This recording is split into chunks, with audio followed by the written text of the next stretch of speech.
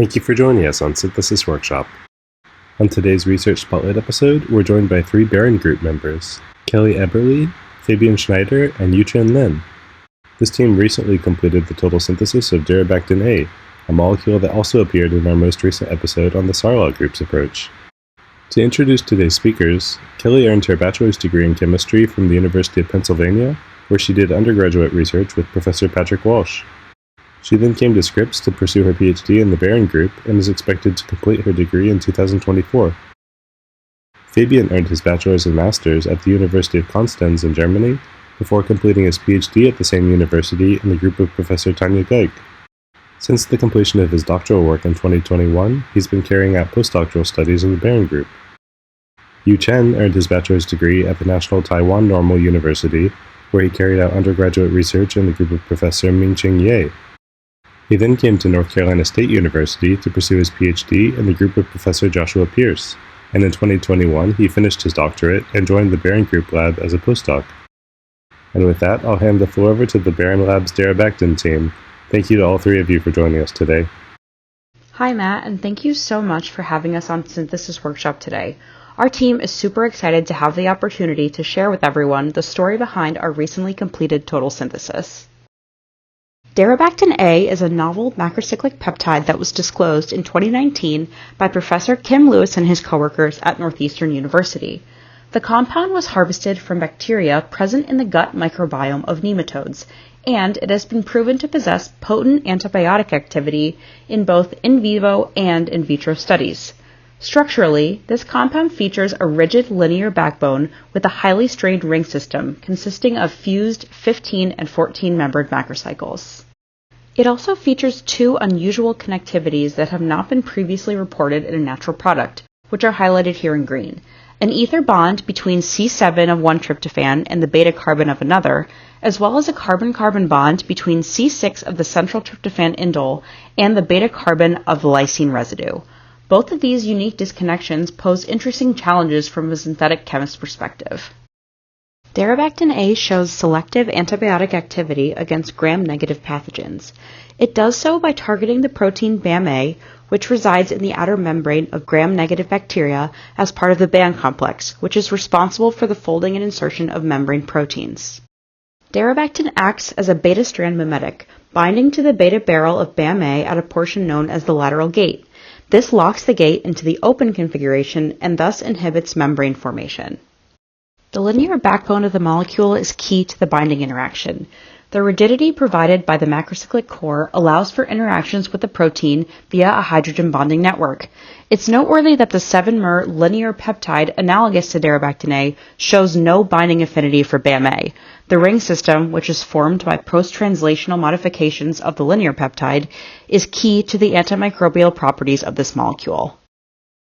In designing our approach to Darobactin A, our goal was to devise a route that would tackle the inherent synthetic challenges in order to increase material availability and provide a framework for medicinal chemistry explorations on this important antimicrobial natural product. The strategy that ultimately allowed us to successfully overcome the challenge of constructing the rigid, strained ring system present in Darobactin A relied on the powerful Larock indole synthesis reaction to forge both of the macrocycles. Although the final retrosynthetic blueprint is depicted here, it is, of course, the culmination of multiple failed routes that preceded it. And while we plan to provide further details on all of our failed routes to Darobactin in a future publication, for context, we'll briefly summarize a couple of the strategies that were explored in the early days of development. Naturally, we tried a cyclization strategy aimed at perhaps the most straightforward disconnection in the molecule, the amide bond. However, under all of the coupling conditions that were screened for the macrolactamization, none of the desired cyclization product was ever observed. We also attempted an approach where the lysine side chain was installed via a diastereoselective addition into an unsaturated iteration of the macrocycle. And while the cyclization was actually successful under transition metal catalyzed coupling conditions, both Suzuki and Heck, the addition reaction funneled completely to the undesired diastereomer, and thus this strategy was subsequently abandoned in favor of our Larock approach. Retrosynthetically, we arrive at the natural product Darobactin A from the late-stage intermediate shown, via a series of amide bond formations and a global deprotection. The lysine side chain is installed at a late stage via a series of functional group interconversions, or FGIs, and in order to assemble the second macrocycle, we use a Larock indole synthesis strategy. The precursor to this Larock must include both alkyne and bromoaniline functionalities. The alkyne is installed through appendage of an unnatural amino acid via peptide coupling. Stereospecific alcohol displacement provides the requisite arene for the Larock and also forms the basis of the ether bond between the two tryptophan residues, a connectivity that is unique to this molecule. We also employ a Larock indole synthesis to obtain the central macrocycle present in Darobactin A. Again, this transformation requires a precursor containing an alkyne and a bromoaniline. This alkyne is installed as part of another unnatural amino acid, which also contains the alcohol functionality that is key to the previously mentioned etherification reaction. Finally, reductive ring opening gives the core beta-beta disubstituted unnatural amino acid upon which the rest of the molecule is elaborated. CH activation of a functionalized pyroglutamate intermediate, which is accessed in one step from cheap commercial starting materials, provides both the bromoaniline constituent of the Larock precursor and also forges the basis of the other amino acid connectivity that is unique to this molecule, the carbon-carbon bond between the tryptophan and lysine residues. Before diving into the forward route, we wanted to give a brief overview of the preparation of the propargyl amino acid derivatives that were key to our Larock macrocyclization strategy. The alkyne-containing unnatural amino acid shown here is a known compound in synthesis. It has previously been prepared either in 2 steps, which requires the use of toxic copper cyanide, or in 4 steps that require the use of a chiral auxiliary. We envisioned that a more straightforward synthesis might be able to be accomplished using a decarboxylative cross-coupling-based strategy. By subjecting a commercially available aspartate to decarboxylative alkynylation conditions which were developed in our group, we can access the desired product in 1 step on multi-grain scale via the intermediacy of an in situ generated redox active ester. We can then elaborate upon the cross-coupling product to synthesize both dipeptide fragments required for our macrocyclizations. Alkyne 1 can be accessed by subjecting the starting material to a selenium-mediated oxidation. The oxidation gives a mixture of separable diastereomers. And while the anti-isomer was ultimately the one that we ended up using in our final route, we actually utilized both the syn and anti-derived intermediates during our development work. This will be discussed in more detail at a couple points later in the presentation, so stay tuned. A serine derivative is then appended to the anti-isomer to give alkyne 1. Subsequently, alkyne 2 can be accessed from the same starting material via coupling with protected aspartate followed by a selective deprotection with palladium. To begin construction of the core of the molecule, CH functionalization is used to construct the unique carbon-carbon bond between the lysine and tryptophan residues in the central macrocycle. By employing conditions developed by the Schreiber group, we can couple the iodo-bromoaniline to a pyroglutamate derivative using 8-aminoquinoline-directed palladium catalysis. This reaction provides the desired syn product in a stereospecific fashion on multigram scale. With the arene in place, we then perform a reductive ring opening to reveal a primary alcohol side chain, which is subsequently protected with a benzoyl group. This series of transformations lays the groundwork for what will later be used to install the lysine side chain present in the natural product. Following deprotection of the CBZ group, alkyne 1 is appended using HA2 to set the stage for testing of the first Larock macrocyclization. With the alkyne fragment in hand, we face now our first key step, the macrocyclization via Larock indole synthesis. Generally, there are 3 major synthetic issues we had to address in this operation. First, the relatively sluggish oxidative addition into the electron-rich bromoarene. Second, the assembly of a relatively strained macrocycle owing to the planar indole unit in the backbone. And third, the issue of Atropselectivity. In the first step of the total synthesis, we utilize the different reactivities of bromo and iodo substituents at the arene to enforce the correct retroselectivity of this operation. However, in turn, this meant we had to resort to the bromoaniline as substrate for the Larock indole synthesis. This, however, is much less reactive than the more commonly used iodoaniline for this specific reaction. Upon screening a large number of ligands in combination with palladium acetate as palladium source, we found that conversion of the substrate generally was only possible under forcing conditions, and consequently only very low yields of the product were obtained. We obtained a first hit utilizing the triterbutyl phosphine ligand, which is known to drastically increase the rate of oxidative addition. However, these reaction conditions were found to suffer from pure scalability. When we attempted macrocyclization via the unprotected terminal alkyne, we observed indeed a drastic improvement in insertion of the organopalladium species into the alkyne and a drastically diminished amount of the debromination side product. On the other hand, substrate control via the macrocycle conformation still preserved the desired retroselectivity. We had drastic improvement of this issue when we switched to the isolated bis-triterbutyl phosphine palladium complex, as inspired by a recent publication of the Reisman group. Under these conditions, we could observe up to 50% yield of our product, albeit the reaction conditions still necessitated the use of stoichiometric amounts of palladium. The major issue we observed when scaling down the palladium load to catalytic levels was dehalogenation of the substrate. This hinted towards issues with the insertion into the alkyne fragment.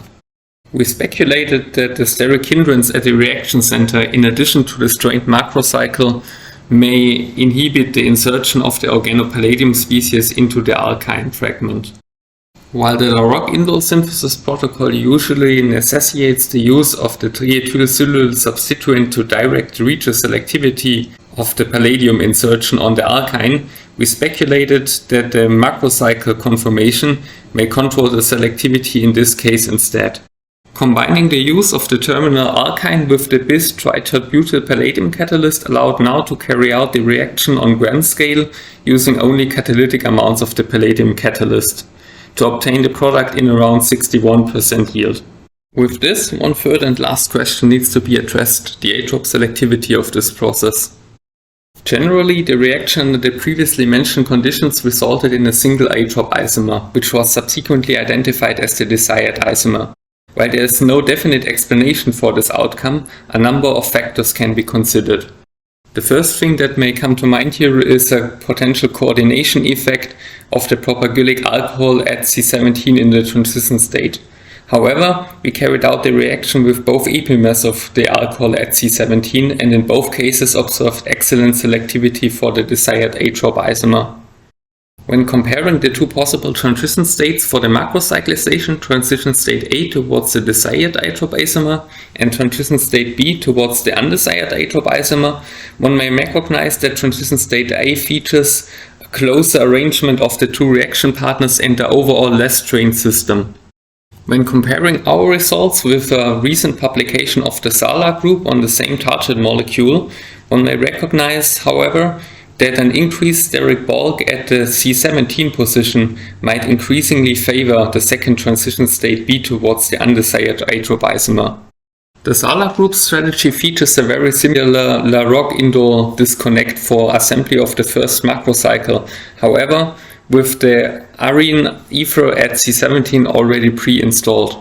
As they report competing formation of the undesired atrop isomer in the Larock indole synthesis, one may speculate that an overall increase in steric bulk at C17 may increasingly favor this transition state B towards the undesired atrop isomer. In conclusion, their choreography of steps towards introduction of the aryl ether at C17 may be critical.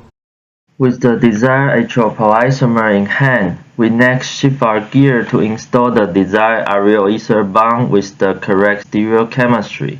A variety of esterification strategies were evaluated using alkynes derived from both alcohol epimers in order to test both stereoretentive and stereoinverted approaches. However, most of them turn out to be either these two undesired byproducts formed or decomposition observed. Ultimately, we identified the reasonable conditions were most effective. Originally, standard reasonable conditions using diet triphenylphosphine in THF was performed. No reaction under room temperature and only elimination byproduct were isolated when we increased the temperature. Next, several solvents were screened, and we identified the reaction rate of the undesired intramolecular cyclization from the N-bug in toluene was increased, but still no desired product observed in this case. Finally, we found that in the presence of extra base, the desired product can be isolated in 28% yield, and ultimately changing the phosphine and azole sources, the reaction could be performed on 500 mg scale in 60% yield. The combination of trimethylphosphine and TMAP generates a more reactive anion and less sterically bulky intermediate is the successful key to this reaction. Next, standard amide coupling using HAT2 to install the alkyne side chain provide the desired framework for the second Larock macrocyclization. Nitro reduction using iron powder followed by a similar condition to the first macrocyclization. A single atropoisomer can be isolated in 67% yield. Starting from the bicyclic compound, a late-stage homologation was performed through a simple four-step sequence due to the consideration of analogous design. First, methanalysis to reveal the primary alcohol and convert the northwestern benzyl ester to methyl ester. Then activation of the alcohol followed by test group deprotection, cyanidation, reduction, and bioprotection. The desired lysine backbone and the partial aminoquinoline reduction product was made. Several strategies were tried to remove the aminoquinoline directing group, but most of them turned out to be not successful until we explored the condition that Geyer group developed using triphosgene to make the tricycle intermediate. The tricycle urea derivative could be removed smoothly using trimethyl tin hydroxide. In order to construct the C-terminus of Darobactin A, conditions were evaluated to install the side chain. Numerous peptide coupling reagents were screened. However, only a combination of EDCI and HOAT provides the desired amide bond formation in a meaningful yield. Finally, to complete the synthesis, all we need are conversion of the aspartate residue to the required asparagine and global deprotection to remove 2 bulk protecting group, 2 benzyl ether, and 1 terbutyl ester. The asparagine formation using aminolysis goes smoothly. However, the final deprotection was not as straightforward as we think. Several standard conditions were tried, including different acid, different hydrogenolysis approaches, anhydrous HF with different scavengers, but none of them yield the desired nature product. Finally, we found out that a combination of TMF triplet, trifluoroacetic acid, paracresol, and acetyldiol could effectively provide the desired nature product. With the optimal condition in hand, we can complete the total synthesis of Darobactin A in an atroposelective fashion in 18 steps. To summarize the synthesis, our route highlights the unique ability of the Larock reaction to generate the strained bicyclic ring system present in Darobactin A. The macrocyclizations proceed with substoichiometric amounts of a palladium catalyst, and both provide a single atropisomeric outcome. In the first macrocyclization, we also take advantage of the specific geometrical and conformational constraints of the molecule to guide regiochemistry without the need for a silyl directing group on the alkyne. The key unnatural amino acid building blocks required for the Larock reaction are accessed via scalable CH activation and decarboxylative cross-coupling methodologies, the starting materials for which are simple arenes and natural amino acids that are both commercially available and inexpensive. Our overall synthetic route design was predicated on the ability to easily access analogs of Darobactin for both SAR studies and medicinal chemistry exploration. For example, we use homologation to install the lysine substituent via the reactive mesylate intermediate, and one could imagine a variety of ways to diversify the side chain using this reactive functionality. In addition, we also install the C-terminus dipeptide and use aminolysis to provide the asparagine amide, both deliberately towards the end of the synthesis to allow for diversification at these positions. Synthesis of several Darobactin analogs with variety of functionality at the positions highlighted in blue are currently ongoing in the Baran lab. With that, we would like to thank the other members of the Darobactin project team who helped make this synthesis possible: Saul, Hugh, Debbie, and Masato. We'd also like to thank our funding agencies, as well as Phil and the rest of the Baran lab for their support throughout the time on the project. You can follow the latest goings-on in the Baran lab on Twitter at BaranLabReads. Finally, we'd like to thank Matt and Synthesis Workshop for hosting us, and we'd like to thank you for your attention. If you have any lingering questions following the presentation, please feel free to reach out to us at the email addresses listed. Thank you for tuning in for this Research Spotlight episode, and thank you to Kelly, Fabian, and You-Chen for sharing your work with us. If you enjoyed the episode, you can support us by subscribing and telling your peers about this podcast, and feel free to send us any questions or comments you have. Follow us on Twitter to stay up to date, and see you all next time.